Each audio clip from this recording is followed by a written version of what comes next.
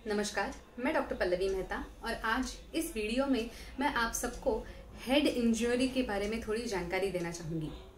Head injury के बाद सबसे पहले क्या करना चाहिए, आगे कैसे ऑब्जर्व करना चाहिए, इन सारी चीज़ों के बारे में थोड़ी जानकारी देना चाहूँगी। अगर किसी को सिर पे चोट लगती है तो अफरा तफरी मच जाती है। हेड इंजरी होना बहुत ही डर वाला विषय होता है कि सिर पे अगर इंजरी हो जाए तो ये माइल्ड एसिम्प्टोमेटिक भी हो सकती है या फिर इसके कुछ सीरियस कॉन्सिक्वेंसेस भी हो सकते हैं।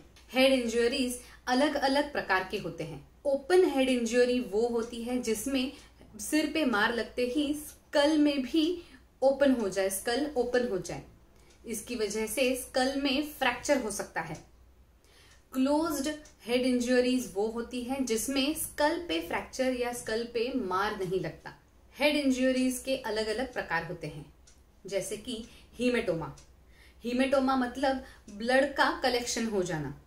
कई बार ये स्कल के बाहर होता है, लेकिन अगर ये स्कल के अंदर हो, ब्रेन को लग के अगर हीमेटोमा ब्लड का कलेक्शन हो गया हो तो उसकी वजह से हेडेक्स, सीजर्स जैसे सिवियर कॉम्प्लिकेशंस हो सकते हैं।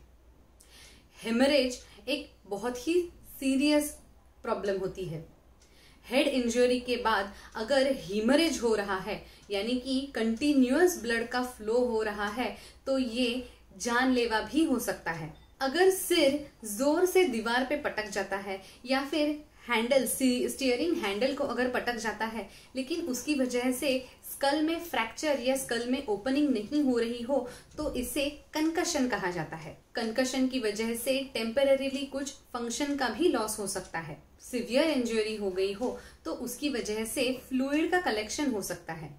इस फ्लूइड के कलेक्शन को एडिमा ऐसे कहा जाता है। अगर इंजरी काफी सिवियर हो तो उसकी वजह से स्कल का बोन टूट सकता है और स्कल का फ्रैक्चर हो सकता है। एक्सोनल इंजरी मतलब उस प्रकार की इंजरी होती है जिसमें स्कल का फ्रैक्चर हुए बगैर ब्रेन के सेल्स को डैमेज हो जाती है। हेड इंजरी के बाद इंजरी कितनी सीवियर है ये समझना बहुत जरूरी होता है। माइल्ड इंजरीज में कुछ कॉमन सिम्टम्स दिखाई दिए जाते हैं, जैसे कि हल्का सा सिर में दर्द होना, चक्कर जैसा या लाइट हेडेडनेस महसूस होना, कुछ देर तक कानों में रिंगिंग आवाज आ जाना, हल्का सा नौशिया महसूस होना, ये सारे माइल्ड हेड इंजरी के सिम्टम्स हो सकते हैं। लेकिन अगर किसी को हेड इंजरी के बाद लॉस ऑफ कॉन्शियसनेस हो रही है, यानी कि चक्कर आके गिर रहे हैं, आंखें खोलने में तकलीफ हो रही है, या फिर किसी को फिट जैसा आ रहा है, कंफ्यूजन काफी सिवियर है, अगर कोई सही तरीके से आंखें खोल नहीं पा रहा है, आंखों की मूवमेंट्स अगर कुछ अलग हो रही है, अब नॉर्मल मूवमेंट हो रही है, मेमोरी लॉस महसूस हो रहा है, सिवियर थ्रॉबिंग हेडेक हो रहा है, कानों में से, नाक में से क्लियर फ्लूइड बाहर निकल रहा है, बार बार उल्टियां हो रही है, ये सारे सिम्टम्स सिवियर हेड इंजरी की तरफ पॉइंट करते हैं।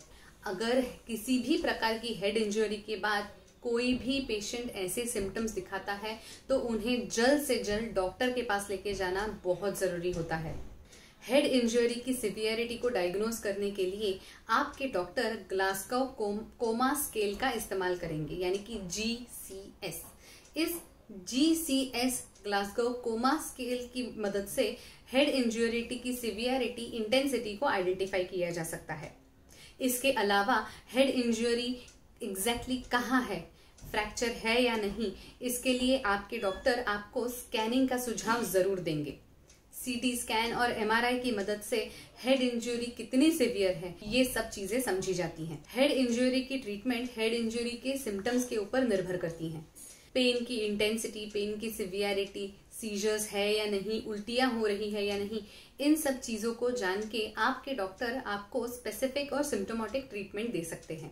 हेड इंजरी के बाद रेस्ट लेना बहुत जरूरी होता है। कई बार ऐसे होता है कि छोटे बच्चे पलंग पे से नीचे गिर जाते हैं, जिसके बाद उन्हें हेड इंजरी हो जाती है।